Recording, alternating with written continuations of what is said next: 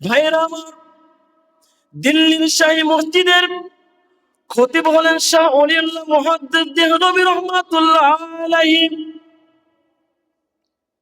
জুমার নামাজের খুতবা দেওয়ার জন্য যখন তিনি দাঁড়ান, শাহ ওলিউল্লাহ মুহাদ্দিস দেহলভী রহমাতুল্লাহ আলাইহি জুমার নামাজের খুতবা দেওয়ার জন্য যখন তিনি দাঁড়ান, রুমাল দিয়ে মাথাটা ঢেকে তিনি খুতবা দেন।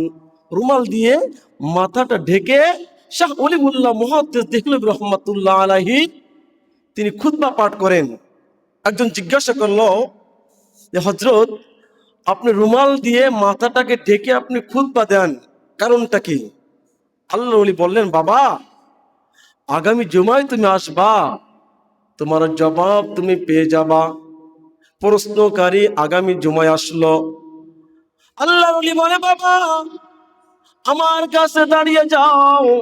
প্রশ্নকারী যখন শাহ ওলিউল্লাহ মুহাদ্দিস দেহলভী রহমাতুল্লাহ আলাইহির নিকটে দাঁড়ায় গেলেন, আল্লাহর ওলি প্রশ্নকারী মাথার উপরে তিনার রুমালটা দিয়ে দিলেন। যখন রুমালটা দিলেন, রুমালটা দেওয়ার সঙ্গে সঙ্গে প্রশ্নকারী একটা চিৎকার দিয়ে বেহুশ হয়ে জমিনের মাঝে পড়ে গেলেন। হুঁশে আসার পরে আল্লাহ জিজ্ঞাসা করলো, বাবা, রুমালটা তোমার মাথায় দেওয়ার কারণে তুমি চিৎকার দিলা কেন? তুমি চিৎকার দিলা কেন?